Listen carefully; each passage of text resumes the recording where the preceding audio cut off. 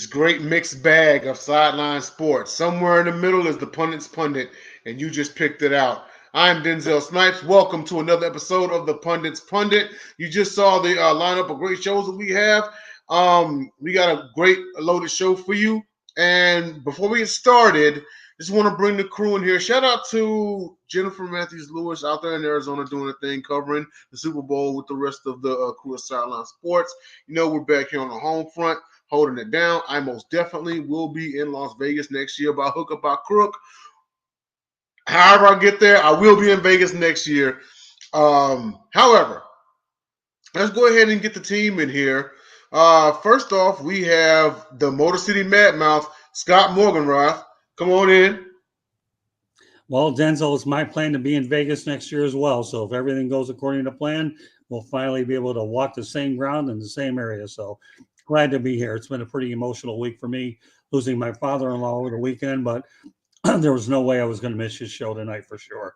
And I'm glad we were able to pull it off. So I'm glad to be here with two of the finest people out there between you and Jacob. Right, absolutely, and condolences to your family, man. I know that you gotta handle some having family business and everything, and of course that's the most important. But glad you could make it on and everything, and then we'll get you right on to the South Florida Tribune right after this show. So you all get on to the South Florida Tribune after this show for Scott Morganroth hosting the Sports Exchange. I'm pretty sure the next guy that I'm coming in, he's gonna be in there raiding the fridge or something like that, or I don't know, snoozing on Scott's couch, because he seemingly is everywhere nowadays. This is the architect of the Pundit's Pundit, ladies and gentlemen, Jacob Christner. Yeah, I'm everywhere, and now I even have a TikTok, which is a funny part. But did you see Jen on her first day? She got to give a minor interview with Adam Schefter. Yes, she did. I mean, and she took a picture with him. Telling you, Sideline Sports is everywhere. Yep, we're everywhere. We most definitely are making moves. And before we get started, just want to let everybody know, you know that nice little happy fine video that you saw in the beginning that held these list of shows? It's awesome. That is via Sideline Sports, which is what you are watching right now. So please hit that subscribe button and, of course, like the episode. And if you're watching us on one of the platforms below, just know that you can catch us on two more. So you can catch us on YouTube, Facebook, and Twitter. Once again, Gauntlet, Sideline Sports Show, Sports Arena, Pundit's Pundit, Pundit Views, Three Chicks in the Pod, Chicks and Salsa, Rude Dog Show, Cold Hard Truth, Ball Don't Lie. We got an awesome right? Sports Exchange. Absolutely. By the way, Jacob, that Sideline Sports and Tribune everywhere. Here, I'll give you something to write on. Ready? The South Florida Tribune is covering the Daytona 500 next weekend. Oh, very nice. Oh, there we go. And when everybody says we won't. I mean, we will only get successful when Denzel turns gray. Now look at his beard, starting to turn gray. So now we're going to get successful. There it is. This was the marker right here. This was the marker right here, and you see it, and you see him there. Oh yeah, absolutely. And Scott brought his to the party. Jacob's brought his to the party since he was 21. You see the team out there in Arizona killing it. That's the marker, was gray hairs, and let it come to fruition. It's happening right now. Sideline Sports. We are everywhere, ladies and gentlemen. And with that being said, let's go on and get to our first topic. And that is, let me get down here. Here we go. 500. Has a good ring to it, doesn't it? It does. It absolutely does. So we'll just start off with this one. There's a quick switch right before the show came on. And it's the Dale Brown court controversy. Happened at LSU, correct, Jacob? I'll let you lead this correct. I'll bring up the whole situation. Tim Brando's a part of this monstrous thing. So is Dick Vitale. I'll bring the story. Last year, the last calendar year, they named the Dale Brown court over at LSU. Well, John Bell Edwards and the rest of the politicians are now trying to do the gender equity thing and change it to the Gunter Brown court, including her name first. Yes, as a woman's coach, she had over 600 wins. But Dale Brown was the more well-known, and they did this based off of politics. And Tim Brando's risking his job and his livelihood, basically because he's saying he wants to bring Republicans in. Once they would do that and remove Sue Gunter's name off the court, the minute that they put it in. They're supposed to be happening. The vote's supposed to be happening Friday.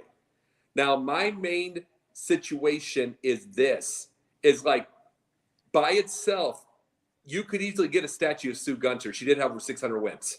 You could easily honor her, doing everything. But now everything's turning political. And what's getting me mad with something like this is, okay, you say you do Gunter Brown court. Now Tim Brando's saying that he wants to try to get to vote the Democrats out and put Republicans in so they remove Gunter's name off, which that does. I'm not exactly for putting her name on there, but that does hurt her family.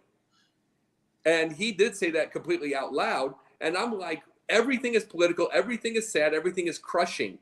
And we're not thinking here. And that's the whole thing I wanted to bring up with this whole situation. And Vitale is in agreement with Tim Brando. Yeah. I mean,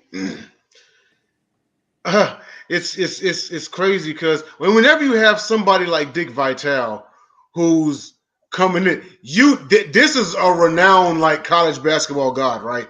So if he's sticking his nose in it, it's like huge. And you know Brando. What I mean? Tim Brando and Tim Brando as well. Yes. Actually, this is a nice little swap out. We actually had swapped out from the WNBA thing, in which we're going to cover next week when Jen gets back. When Jen gets back. Swinging over to Scott, what do you think about this whole thing? Boy, this is dicey. If I've ever heard a subject that's dicey. Number one, I worked with Dick Vitale back in 1979 at ABC when he had a sports talk show when he's working for the University of Detroit Titans. But to me, when I associate Dale Brown with LSU basketball, he's the one I think really put LSU basketball on the map. He really is. I mean, those years, I believe he took him to a Final Four, and to take his name off the court, I don't know. I don't know enough about the other person that they're talking about, so I don't want to go out there. Or share it with Sue Gunter. They're not going to take his name off, but they want to do the political equity thing. Political equity, because you gotta have a woman on there if there's a man on there. You know what I'm saying? I guess to some extent I'm all right with that, but taking him off, or making him second, or not taking it off, but making him second. They would put her first and him second. The thing that makes me to this, the thing that gets me to it, is the fact. Okay, so you get Sue Gunter's name on there, and she's been gone since 2006. She had 65. She was emphysema. I read up on that. Right. She's been gone for a while. But this is the thing. Her family's still around. So say that you do this. Now politics is going to get revenge, which that's what politics seems to be now. Instead of doing anything, it's revenge. So now the minute that they do, and Louisiana is a swing state. So the minute they put Republicans in there, her name's gone. Right. It is gone. And it's like, are you doing this to make them look bad, knowing that they probably will lose the next time around, and then it will be gone? Then you're trying to make them, instead of actually doing anything, it's everybody's to make them look bad. That's where the whole thing. So you're using a 600-win college coach as bait for your politics, which this is where I'm a little bit irritated with. Well, I mean, anytime you have Dick Vitale and Tim Brando in this thing, if that doesn't catch your attention, I don't know what is. All I can tell you is I do listen a lot to what Dick Vitale is. Not only have I known him in the past, but he's the voice of college basketball and was the first guy at ESPN in 1979. So, he's had a very loud platform for many, many years. So it's hard for me to not trust what Dick Vitale says. But again, you're talking about a very delicate situation about who's first and who's second. When I guess the most logical compromise would be put them both on there. What order? I don't know. Well, what would you think, though? I wanted to ask you this, Denzel. I wanted to bring this part, and this is another thing I wish Jim would have been around for, just to be able to get this. It's like what gets me, like I said, to me, this becomes, now it becomes revenge politics. Yeah. Because if she's put on with a swing state like that, she's gone the minute the other side wins. Right. So we honor her? Absolutely. 600, 650 wins? Statue even? Absolutely. But you're doing this knowing knowing it's gone like in a couple of years when a new regime comes in, and it will happen. It will happen. Louisiana switches back and forth all the time. That's the thing. So I was going to ask you, what do you think of? I mean, where do you think of politics, and where do you think this is going to go? I mean, they could put her name on it, but I do agree with you. The minute the new regime comes in, because there are just some, and not to turn it political or anything, but you still have the old guard in there. You know what I mean? We talk a lot about Jerry Jones. We talk a lot about all, you know what I mean? You still have the old guard in there, and the old guard, some of them are racist, some of them are bigoted, some of them are both. Yep. And that actually says less about her and way more about them. Maybe that's a message to the voters. You can't talk about women's rights, but vote for somebody who would take her name off the court. Counterproductive. Which is what their point was, which I was saying. That's exactly where they're aiming, which is why I can't stand the whole thing, because that's where they're aiming for. So you're putting a legendary for women's coach. I mean, she's not Pat Summitt. See, here's the thing. You remember Don DeVoe, correct, at Tennessee, Scott? Yeah, I do, actually. Guess what? This is the equal to if you would put Pat Summitt, Don DeVoe court. It's like Don DeVoe didn't do anywhere near what Pat Summitt did in his life, and they're never going to do that. So it's like, I mean, all your MC, but at the same time, why do you do it other than you're trying to make them look bad in the next step, knowing it's gone? Yeah. Knowing it's going to be gone. I mean, and so basically you're switching names off, you're doing this, and then guess what? Goes back on again when it goes again. It's just like, I mean, and it's like, none of this is fair.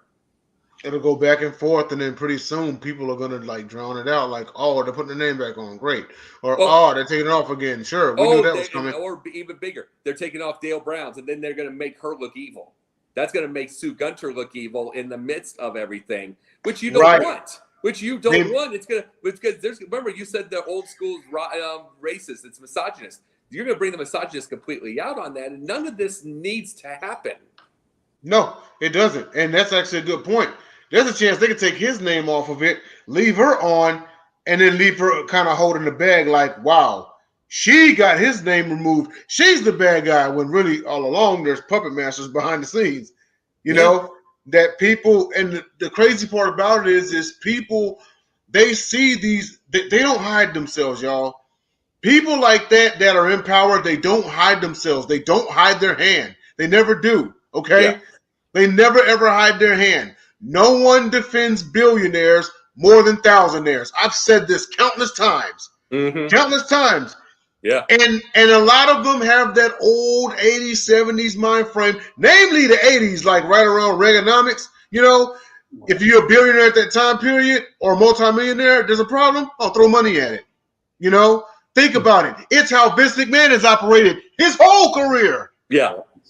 Yeah. Vince McMahon is a product of the 1980s. He's a product of the Reagan 80s. Whenever there's a problem, throw money at it. He has done this through the 90s, the 2000s, the 2010s, all the way up until he left. Yeah.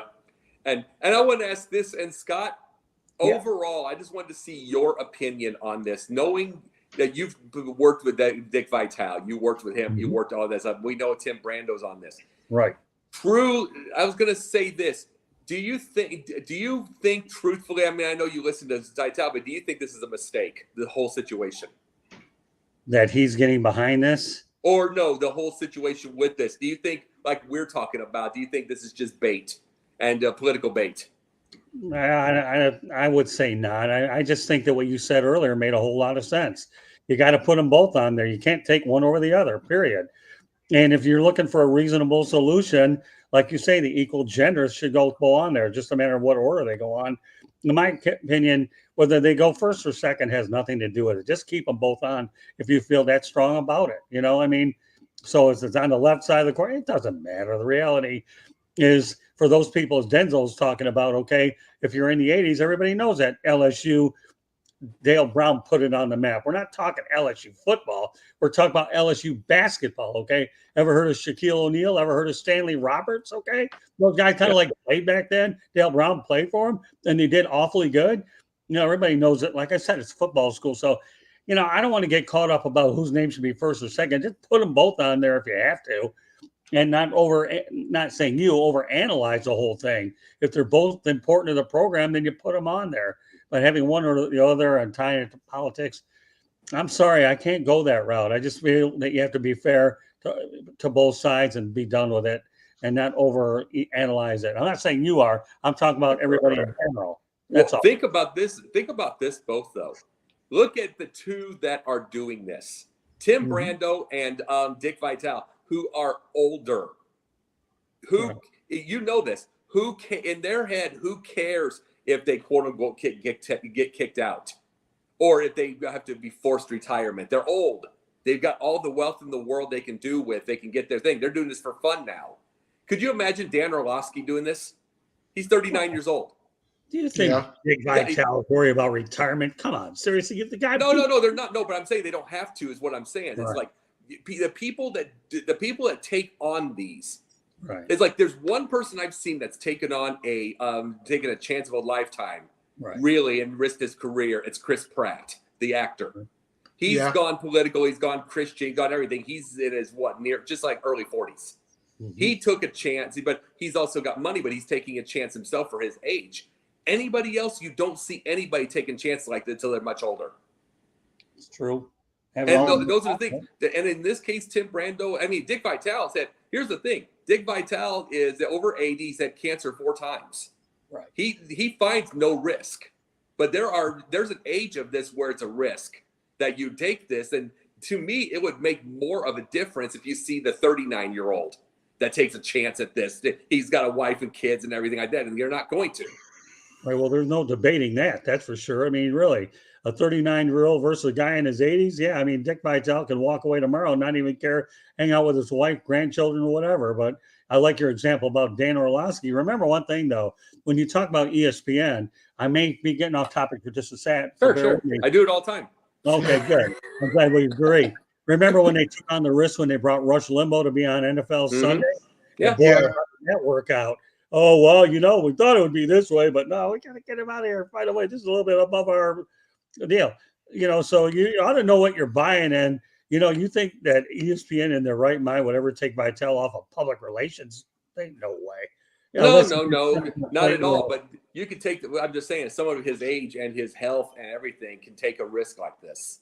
Like I said, Orlovsky is pretty stable at ESPN. Right. But he's 39 years old. He's 39 years old, and any risk on the political side, especially when people try to cancel people in this day and age, he would never try it, even if he thought. I'm using it as an example. He'd never try it. Well, also at the same time, you got to think Dick Vitale has got more reach at ESPN. He's got more pull at ESPN. Oh. You remember the dude that made that tweet I forget his name, that old dude. He made that that classless tweet on Dwayne Haskins when he died. Yeah. And people were calling for his head. And we all said nothing's going to happen to him because he's at the age where he can say it and get away with it. Yeah. And even if they let him go, he's in his 80s and he's not going to care. Yeah. Right. Vitale is at that age. Vitale is not that type of person, but he's in that range. You see, that dude, he had built up a career and a reputation and pull to where he can say something like that and feel no ramifications. It sucks, but that's how America is. Yeah. Yeah, but he built up that kind of pull. Orlovsky don't have that kind of pull. He's a 39-year-old former journeyman backup quarterback and an okay analyst. That's it. Orlovsky has to call him the coach. Orlovsky has to deal with Stephen A. Smith. Okay, that's bad enough. And what's worse about it is that Dan Orlovsky is the reason why the Lions went 0-16 because he thought the Minnesota Vikings end zone was as big as the Canadian Football League, and he went out of bounds backwards, and it cost him a safety and secured an 0-16 season. So you talk about infamous legacies about 0-16, but you're right. Okay, well, hey, I have to be the one that deals with it because I'm a Lions guy at heart. So that infamous run in the back of the end zone, CFL style, south of the border, north of the border. But yeah, there's no question the younger guy's going to have a lot more to lose. And he has to deal with Stephen A. Smith. Do you think he's worried about this stuff? I don't know. Stephen A. just apologized to Beyonce. Give me a break. But I'm it's just so he's ridiculous. But all I look at is when I hear Stephen A. Smith, I feel sorry for him if he has to deal with me. You know what? Funny. Maybe that day's coming. That day is coming. That day is coming. If he I had to challenge deal him with me. now. Huh? If he had to deal with me, it would be problematic because I'm like Mad Dog Russo. I know more than he does, and I'm older than him. So the only thing he could probably do is outscream me because I've had several throat operations. Other than that, He can't outscream me, though. He can't outscream me, and I'm much bigger than he is. well, I guess I'll take your word. But yeah, I mean, Yeah. when you have a few throat surgeries, it's pretty hard to scream anybody unless I've had my Diet Mountain Dew or Sun Drop in your neck of the woods, and I could really be loud. Yeah. Well, let's get on to our next topic here. And now this one right here happened to get by everybody for a entire half of basketball. This is Carol Lawson's rightful complaint playing with a men's basketball. I mean,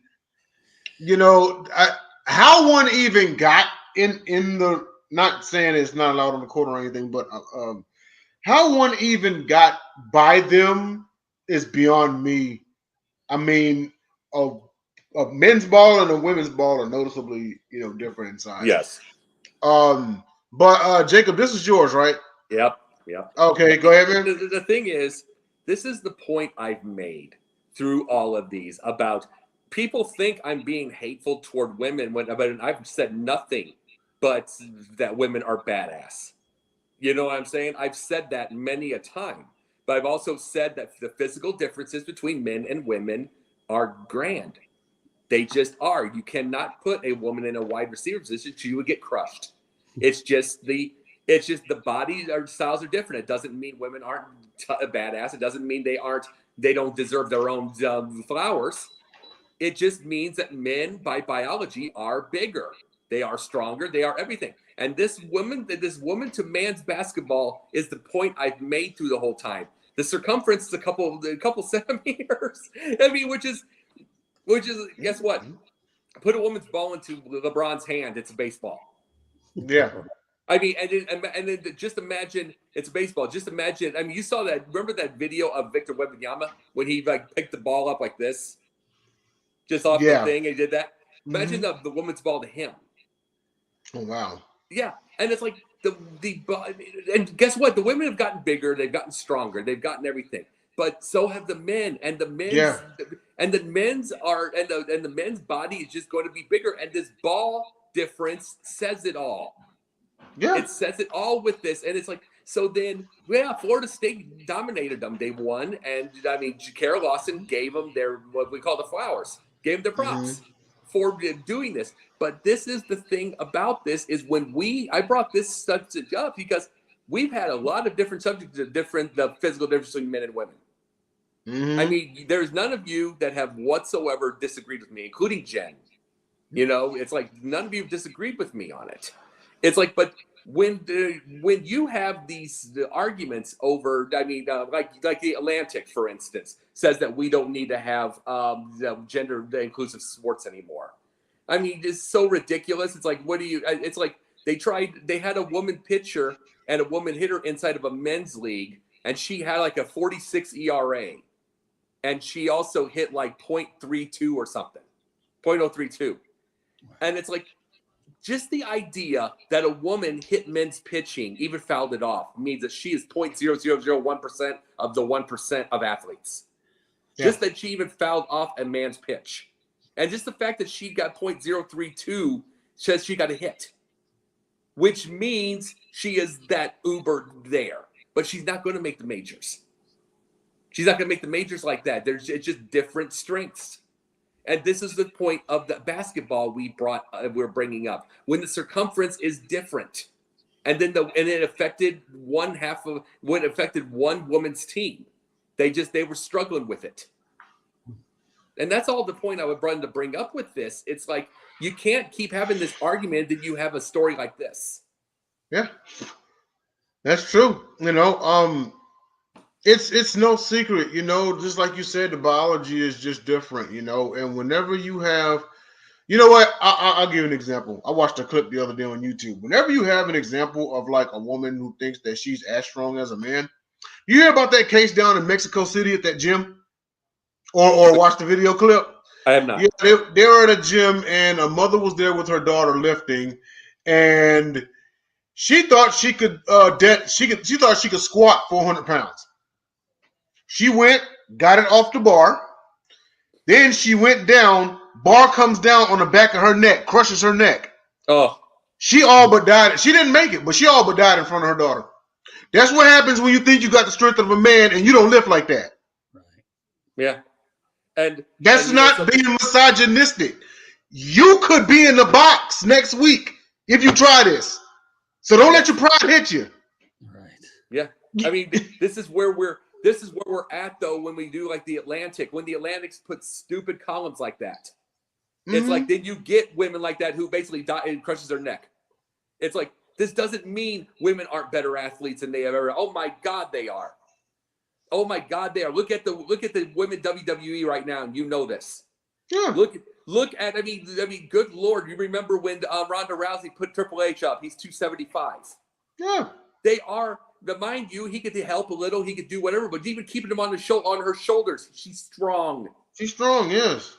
There's no question. But is she going to beat him up? No. Oh. Sorry. I mean, she's going to dent him a little bit. She'll bruise him a little bit. But the body, for real, the body structure is just way different.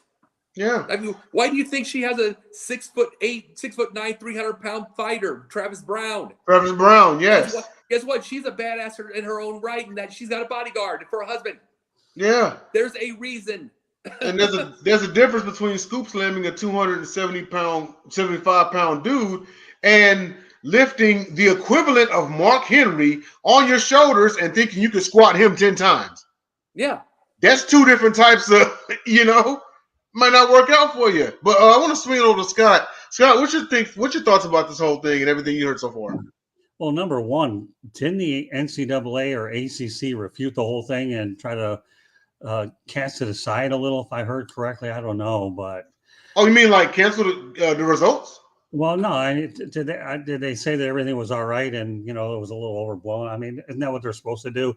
Is kind of shoot it down a little bit? I mean, that's what this is a unique story. I've never heard of anything like this. Yeah. Only in 2023 can you hear about a woman playing with a men's basketball. My goodness. Okay, now, I'm not turning this into a thing where all the women viewers are going to go out there and decide to go through the camera and decide to make me look like corned beef hash, because I'm going to tell you right now, if we're that worried about it, why do we have no women playing Major League Baseball, minor league ball, when there's a little bit of a difference in that? If that's the case, why don't you have all the golf tees saying men and women alike, because of what you guys have stated, right? Black tees. Right. Yeah, put a woman on a black tee. It's like it's not going to happen. Yeah, right. So that's my point. So anytime you're in a situation where everybody wants to talk about equality, this and that, and everyone's saying one better than the other, well, okay, go back and we'll play on an even playing field. Well, I understand this basketball thing, playing with a men's basketball. I realize women's hands are a bit smaller than men's, but do you really wonder if does it really make that big of a difference anyway? I don't even know whether I always thought a basketball was a round thing. You just shoot the thing and put it in a hole, and that's, I mean, you're oversimplifying the obvious, but I didn't know whether there was that big of a difference in the circumference where a lot of people would be making more out of this than maybe it should or shouldn't be. I don't know. That you can call that ignorance on my part. Didn't some of the old school women ballers pretty much grow up shooting a men's size ball? Yes, they sure did. Yeah, right. They sure did. And see, here's the thing with it. This is how you can tell the circumference difference. Okay. I don't have big hands for a big guy like me. I don't have big hands at all. I cannot anywhere near palm a men's basketball. I'm just being honest. Women's basketball, I can do a little. Women's basketball, I can palm a little. I'm not going to be able to hold it up for an hour and do the whole LeBron thing. But I can do that with a women's basketball a little bit. See, that's the difference in circumference, because I cannot even come close to doing it with a man's ball. Mm-hmm. So I don't have big hands, but I'm like, but you have to look at just the other thing. Just imagine for a second. Remember that fight the other night with Memphis and everything? Remember that one the other night? Yeah. Could you imagine getting swung on with the size of those hands? Those knee hooks? Mm-hmm. Well, you know what? You want to bring that up? Why don't you go back to NASCAR, where Danica Patrick used to think she could fight everything on the planet?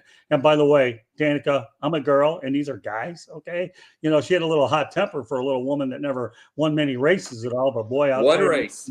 One race. Okay. And it was on caution. And if I remember correctly, was it in Tokyo as well? She didn't win anything in the United States. Yeah. It was. Yeah, she won it on a caution. No, but Danica Patrick didn't mind dishing it out, slapping people around. But all of a sudden, I won't get into a man hitting a woman, but if you start it, there are repercussions, and you don't mess around when it comes to cross-gender kind of stuff, if you get my drift. So, we talk about big hands, little hands, big balls, little balls. But let me ask you, when you were going to the sporting goods store many years ago, did you know the difference between a man's ball and a woman's ball, or did you just buy the ball and shot hoops? That's what I'd like. You bought the ball and shot hoops. Shot hoops. That's my point. Yeah. See, the thing is, there's enough options. Like, for instance, I always say this. The whole thing with Billie Jean King and Bobby Riggs. Remember that? Right. I always say this. Someone threw something, and I'll explain. Someone threw something somewhere. One of the matches was against Margaret Court with Bobby Riggs. Number one at the time. She was number one. He wins 6-love, 6-1. Then all of a sudden he loses to Billie Jean King on national TV. So one of two things happened. Margaret Court threw it just to make it look thing and do whatever, or Bobby Riggs threw it. Wow. One of the two threw something somewhere. Because you don't go from 6-love, 6-1 and dominate the number one player in the world, then going against Billie Jean King and losing on national TV without some questions. Someone threw something somewhere. You ready? Margaret Court was number one in the world, and he absolutely obliterated her. So here's the thing. That's the question. Who threw it? Who threw what? You ready for this one? I got a good one for you. Back when I started in this business in 79, I had Bobby Riggs on as a guest for Sports Talk. That's when George Eichhorn left. And we had him on there talking about this very subject. And it was very interesting what Bobby Riggs had to say about it. He said, well, he credits himself for putting women's sports on the map because of what he did losing to Billie Jean King. And we all know that match occurred over at the Astrodome in Houston, if I remember correctly. So I had Bobby. That shows you where all this gray hair is coming from, Dan's. Okay. Yeah. Jake, I had this guy on my show and producing him with the host. And he admitted that, hey, he took a lot of pride for going out there and helping put women's sports on the map. So who threw what? When Margaret Court lost, Billy, what's the difference? I mean, Bobby Riggs wasn't a stupid businessman. He knew what he was doing. He was always seeking attention as well. And can you imagine another thing?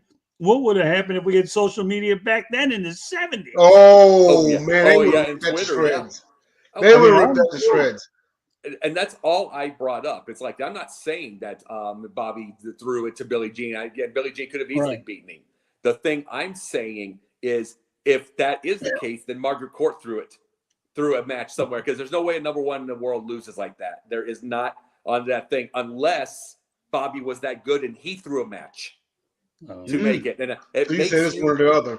And there's a question somewhere in there. Huh. Yeah, absolutely. Well, this is the midway part of the show. You know what we can do? We can call that the hypothetical question, because if I really want to give you the hypotheticals, did Ken Ruby kill John F. Kennedy, or did Lee Harvey Oswald? Let's go ahead and dig a little deeper about who did what, because I visited that observatory when I was over in Dallas covering the Lions and the Cowboys on a Monday night. I'm not trying to bring in a new subject there, but I'm just trying to talk about, Jacob, what you're talking about, the hypotheticals here. To this day, I still have doubts whether or not Oswald ever killed Kennedy, and thought it was Ruby as I toured the ground. But then everybody else. More and more people are getting those doubts now. Yeah, I mean, listen, I visited a place in downtown Dallas, and I was, I spent 6 to 8 hours looking at all the material, and I still have my doubts. And then you wonder why Ruby went out there and killed Kennedy. But meanwhile, we're talking about tennis here with Margaret Court, Billie Jean King, and Bobby Riggs.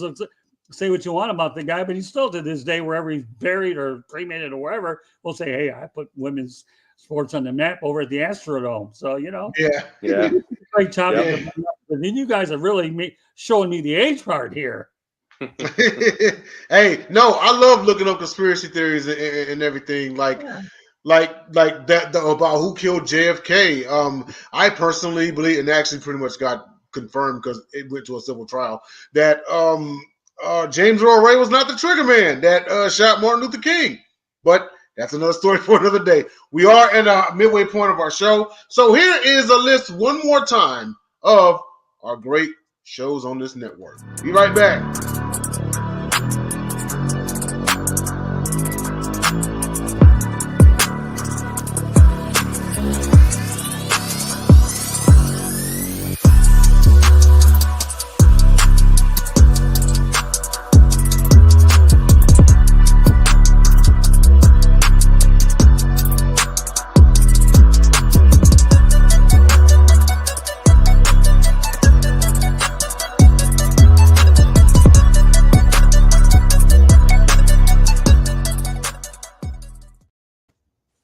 By the way, hold on.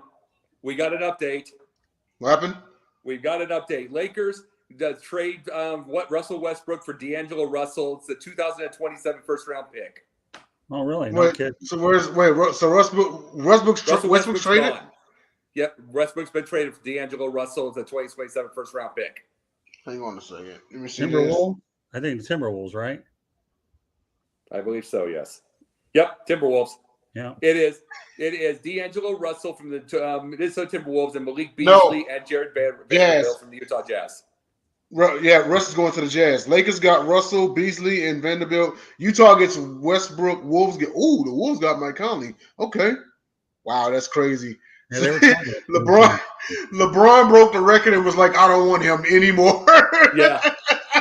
I don't want him no more.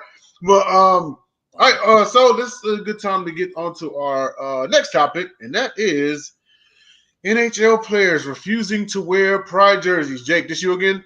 Of course. All right, go ahead and lead it off. Okay. We had Mikhail Provorov over for the Philadelphia Flyers. He's a Catholic. He's I believe he's Orthodox Catholic. He said to him one day they're doing a pride jersey deal. And the NHL started this whole pride deal in the first place. They're doing this whole pride thing. They're forgetting something along these lines. There's a lot of players that don't go into that. They're not into this whole thing.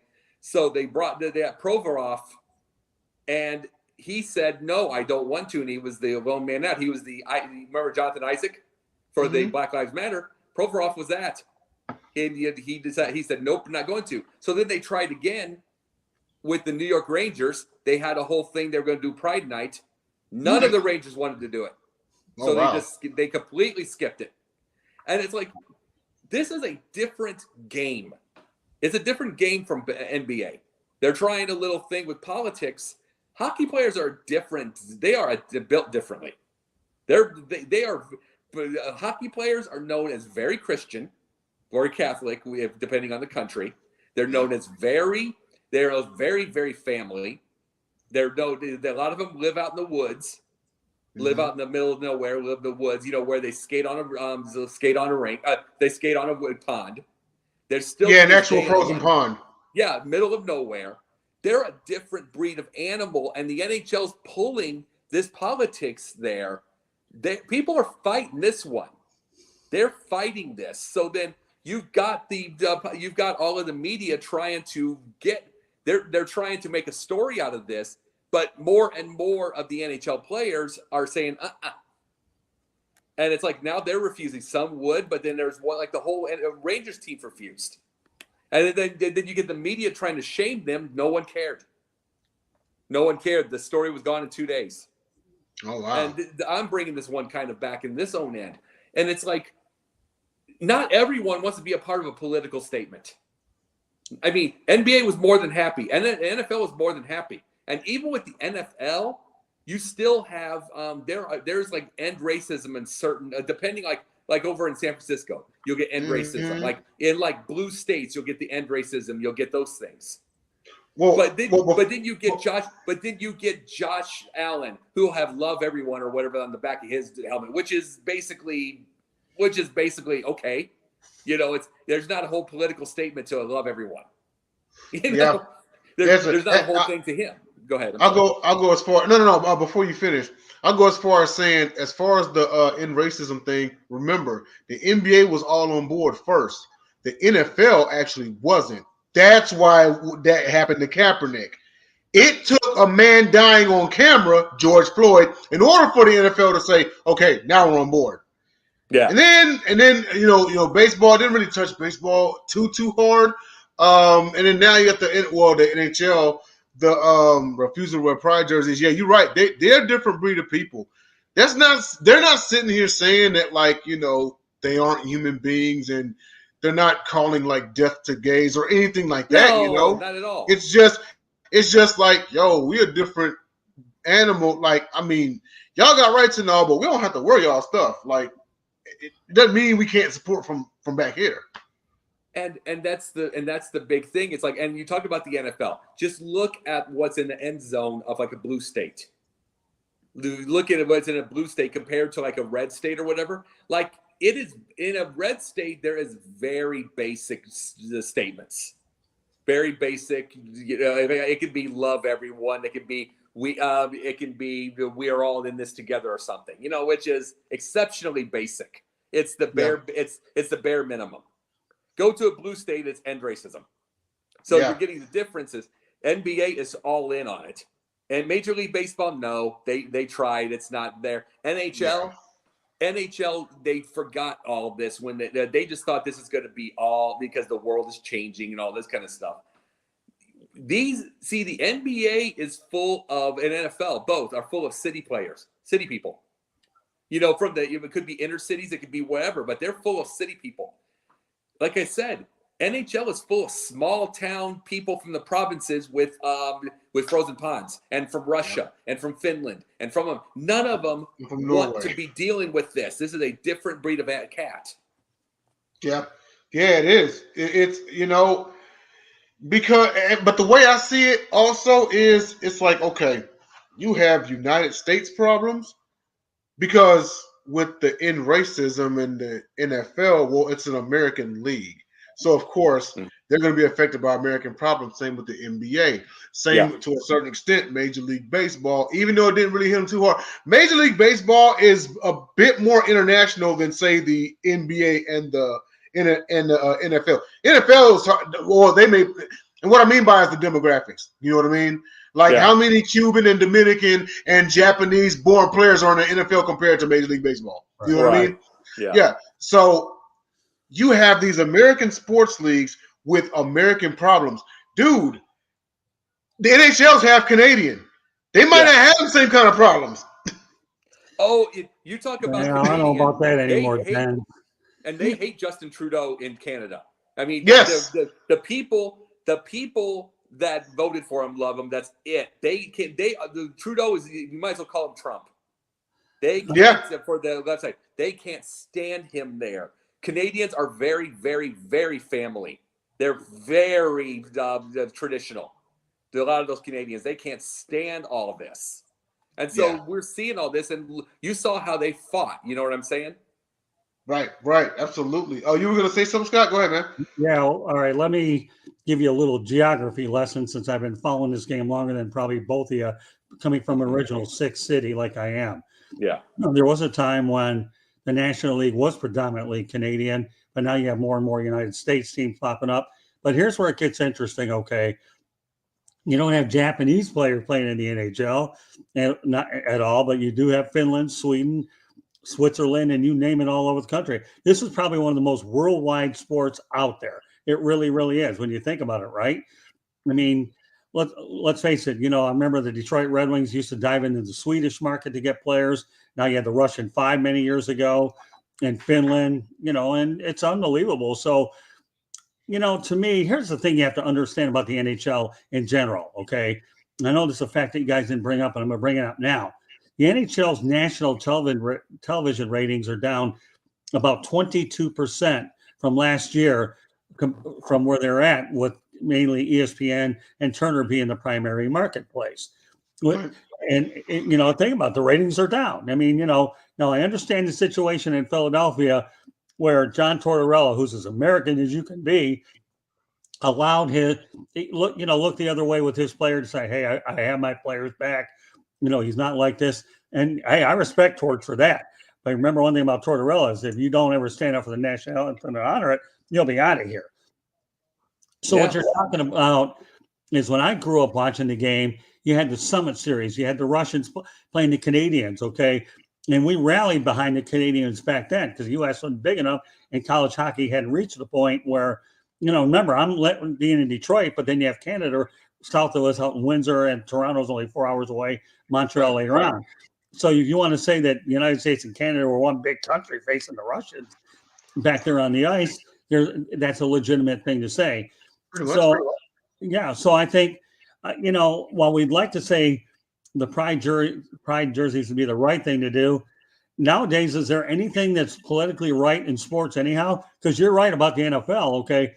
Colin Kaepernick was ahead of his time when he was doing what he was doing. He really was. It's a shame he's never gotten a job, but the focus was on him being a distraction. Here's a guy that went to the Super Bowl with Jim Harbaugh, and he's not employed when there's a lot of quarterbacks that could be replaced by this guy, not turning into that. The NBA's become more international lately. You brought in Chinese players. We all know that once upon a time you had the Dream Team led by Chuck Daly, and these guys are asking for autographs from these guys, and they were getting smoked. Yeah. And you know what? Think about it. And all of a sudden, they began to get better and better, and the U.S. started to wake up and say, hey, they're not bad. They caught on to us. So you had autographs the first 1 or 2 times, and then they got better, and I ought to know because I covered an Olympic type of game over at the Palace of Auburn Hills and sat next to Shaquille O'Neal. And I tell you what, you want to talk about sitting next to Shaq and the Beanstalk. That was about as much as you could do there. I mean, that was what it was. So when you look at I guess what I'm saying is when you look at the way sports brought up, you guys are right about baseball. It's more of a Caribbean kind of deal, although don't tell that to the Koreans and the Japanese and the Taiwanese because they'll think otherwise. But when you look at how many of them are in the major league compared to Cuban guys, a lot of Mexicans, the NHL is just, like Jacob said, a different animal, small towns and all that.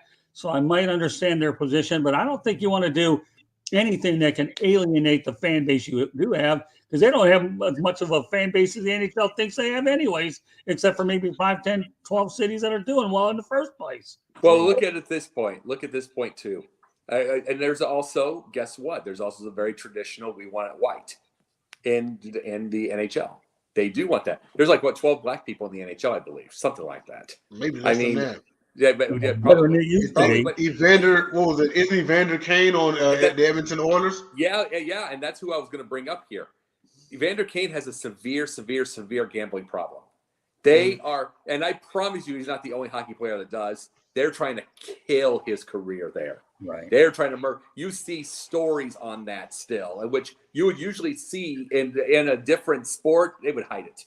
They coming after him like they came after Vic. Yep. They're going after him. I mean, and it's like they're going, and that's the big thing. It's like, yeah, you might be right. It might be less than 12, but I'm just bringing this part up. It's like, and something. Some people in their own head. This is the whole thing about racism. A lot of people aren't even thinking it's racism because a lot of people just don't think about it.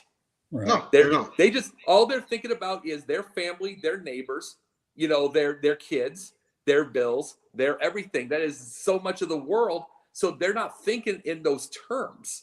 Then they didn't study the whole thing. Mind you, are there hateful people that hate toward a color? Absolutely. We know there is. Then there's the ones like that. But it's like, before doing all these things just to make it politics and just to make the media happy, which is a lot of this, they need to study.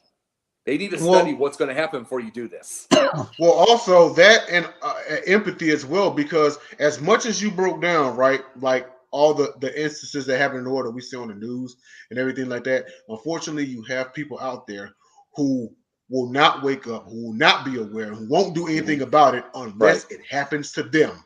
Yep. I never get stopped by cops on my way home, so I shouldn't worry about it. Yeah. I've never been harassed by a police officer, so I shouldn't worry about it. I've never had sticks thrown at me by white supremacists or been spit on or anything like that, or had a politician say that Nazis were very fine people. Never happened to me. Why should I worry about it? Unfortunately, you have people who still think like that, Yeah. Oh, now, it's even a good 90%. Now, here's the part that also irks me. Is you have some white mothers who have biracial children, biracial sons, that still think like this. And it's like, you do realize it could be your son one day, right? Yep. So why would you should be having the talk with your son like any other black family would. Because if he wants to get him because he's black, he's going to do it. So you need to have that talk with him. But you still have some people out there who have the mind frame of it's never happened to me. It's likely never going to happen to me. So why? These are the people that you get at work sometimes. That's like, I wish you would just shut up talking about it. You ever hear that? You know, I wish you just shut up talking about it. Oh, because it never happens to you. Like, come on now. Now that likely also is a factor, Jacob. What Bob's bringing up, that's likely also another factor as well as some people lack awareness and empathy. Again, not sitting here saying that they're outright evil people. They would never spit on a black person in person. They would never, they go have a beer with them, chill, all that. But when it comes to the deeper issues, they lack empathy and understanding because they haven't experienced it and they know they're never going to experience it. And another thing too, technology now has allowed them to avoid it more. Mind you, here's the thing. Mind you, while the internet does show everything everywhere, people get to avoid. Guess what?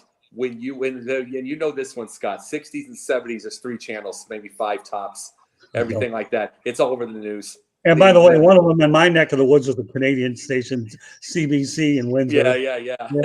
but you know what I'm saying though. There's 3 channels, there's 5 channels. The news, it is the spraying of the black people. The hoses. All the violence, all the everything is all over the place. You could not avoid. You could not get anything. Now I can go to Hallmark Network. Now I can go to ESPN. Now I can go to the Knitting Channel. Whatever it's like there's 100 billion different things. Get all that kind of stuff like that. So it allows whoever that wants to, any one person to avoid. Right. Yes. Because you could not avoid when there's 3 channels.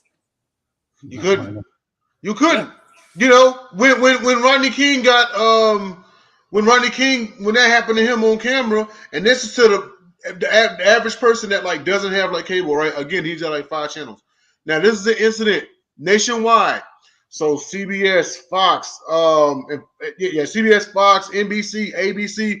You turn to any one of the news channels, you're gonna see it. They got a breaking news report every time, and it's the same thing. They live on location. They picking them up, or they got them arrested, or something like that. So you're right. Back at that time period, you couldn't avoid it. Now, man, I got a streaming app. I ain't get to watch this. Dude, I'm about to see it. Yeah. Men's back in the day, they didn't have Fox. All they had was independent stations plus 3, right? That's right. Yeah, Fox wasn't even around. Fox didn't even come around until about the late. Fox was in '87 because they were in the movie business, man. I'm sorry. Fox was and in they never 87, producing. but that was like children. No, I'm just saying, my friend. Back then you had ABC, CBS, and NBC, and then the independent. And you want to know a really crazy trivia question here for you that you guys have never come up with, and we wait a second so longer. Sports and Shame, don't worry. But many years ago, ABC had a mandate that the major college teams can only be on 9 times in a given 3 years. I remember that. Well, I remember it, but I remember reading about it. Yeah, I'm just telling you. I lived it. So Michigan and Ohio State was one. Everybody wanted U of M on a lot of them, but do we get this one? And now you see these games everywhere. So you want to work it. And to a certain extent, they still lock U of M down because they got a contract with NBC, and so does Notre Dame. So they're still kind of doing the same thing. Let me tell you something. Here's a prediction live on the Pundit's Pundit, okay? What'll happen is when that Notre Dame, and hear it from us, the big 3 here, okay? I don't know, are we Chrysler, GM, and Ford? I don't know, whatever. That's call me Tesla. I might be Ford today. I might be Chrysler tomorrow. Go ahead. The whole point is I'll tell you what. I'll predict that when the NBC running money runs out, Notre Dame will be in the Big 10. And I want it to. No, and you've heard good me, call. Scott, I want it to, because you guys have been hearing since you came a little later, but Jay's been hearing me from the get-go. I think the Notre Dame act's too dang old. They've got a new coach, but then they got the same NBC network. They got the same schedule. They got the same everything. They got a newfangled. We call it the newfangled coach. Yes, they love the special rules. Notre Dame, say what you want, Jacob. Notre Dame is going to the Big 10 when the NBC money runs up, and that sounds correct. Because okay, you remember when COVID happened, right? And Notre Dame played in the ACC for a year, and they almost won the conference. Now, here's the thing: Clemson doesn't have a contract not like Notre Dame has with NBC. Now that there's Florida State, now that there's North Carolina, now that there's VT, nobody. You look at the Big Ten, okay, you got Michigan, but that's pretty much it. Ohio State doesn't have one like Michigan or you think Ohio State's exclusive to Fox? Well, the Big Ten is exclusive to Fox, but not solely Ohio State. Not like Michigan is to NBC or Notre Dame is to NBC. So I think you're onto something, Scott. I think when the money runs out, they're going to join the conference. Well, you want another outrageous comment? You only heard a couple of them already. I'll give you another one. When Notre Dame gets into the Big Ten, you know what's going to happen, Jacob and Denzel? That the Big Ten is going to slap Notre Dame silly, and they're going to be at the bottom of the barrel. Yeah. They will. I mean, think of what happened to Nebraska and Penn State. They got humbled when they got here, and Penn State got a whole lot better. Well, they'll have to. Then they'll have to change the type of talent they get. And all right, but that's my point. Hold on. You're right. You're 100% right. But what will happen is Notre Dame will get slapped silly when they get to the Big Ten. Why do you think they're holding out for what they can? But their only ticket to the college football playoff going through that 12 team is through the Big Ten. So Notre Dame, you know what? You may have the luck of the Irish right now, but when it's all said and done, you're going to find yourself in a position because they can't even keep coaches because they're all going to the big money anyways now, aren't they? Going to the money, yep. Right. And the thing is, everyone's going to the money. I mean, shoot! Look at what they're paying. Look at what they're paying Harbaugh in the Big Ten. Yeah, Big Ten's got money. Like remember a long time ago, you said Big Ten's the money maker in the nation. They are number one. They're looking at what Harbaugh's getting paid, dude. They want some of that money too. Yeah, but you know what? The SEC is counting their championships, okay? But you know what's happening? The Big Ten had their own network first. They're making more money than the SEC. And you know what? The Big Ten is the first conference that instituted replay, and then they all followed suit after that. So the Big Ten, I'm just waiting for the next expansion. I know we can do this for another show, but I'm waiting for the next wave of Big Ten expansion. What's going to encompass on the West Coast? And, I wouldn't be surprised if Florida State and Miami get in down the road if they want Florida. And I know this could be another topic, but I'm just throwing it out there. And before we get to the final topic, I wanted to say this real fast. Actually, we got to wrap up because he's got the wait till they get slapped. Wait till they get slapped, and then we will see their academic standards go down. Okay. Oh boy, so they can get people. Yeah, pretty much. Well, man, we really went long on this one, but we do have to get. What's our final? What was our final subject? By the way, we'll go to next week. What was the final one? The final one was the two boys and the bully beating up the girl on the school bus. Real quickie. We won't even go to the next week because we got to get to the thing. But let's say this: two boys, bully beat up on a girl on a school bus. One is 14 years old; she was 9, and then the other boy was a 9-year-old boy. And it was the kid. I did find out that the kid's getting he's got an assault charge. But this is where the thing is: the bus driver did nothing. Everybody is so darned afraid to make any kind of move, and it is time. At some point, someone just got to make a move. Because we're too angry right now, and someone's just got to make a move and take the chance. They're just going to have to. They have to, because that girl got beat up, and now you're gonna have her parents coming after you for not doing nothing, but you sitting here feeling, well, I didn't do nothing because if I would have went and pushed them off of her, their parents might come after me. I mean, it's just an unfortunate circumstance, but again, you got to do something to protect that little girl. They obviously were beating up on her. They obviously were bullying her. You know what I mean? So, that's what it is. And to your parents out there, get your kids under control. Like, pretty simple. Go ahead, Scott. Then we got to wrap up. Yeah, I'll give you I'll tell you what. I hope those two boys that beat up on this girl serve a lot of time in the juvies or wherever they're going to put them, because there's absolutely no excuse for something like this to happen. I don't care. No ifs, ands, or buts about it. And real quickly, the mom called on the school to say we got that my kid's getting bullied, my girl's getting bullied, and they said we can't do anything about it. So then this happened. It's absurd. And it's going to have to take some point where a parent gets tougher, the bus driver gets tougher. Someone's just going to have to get tougher and risk. They're worried about the mobs. They're worried about the whatever goes on. They're worried about the protests. You're going to have to just take the chance at some point. Otherwise, these kids are going to keep doing this. Because they know they're getting away with it. They're getting smarter now. They're getting smarter, and of course, we talked about the advent of social media and everything. This kind of makes everything worse.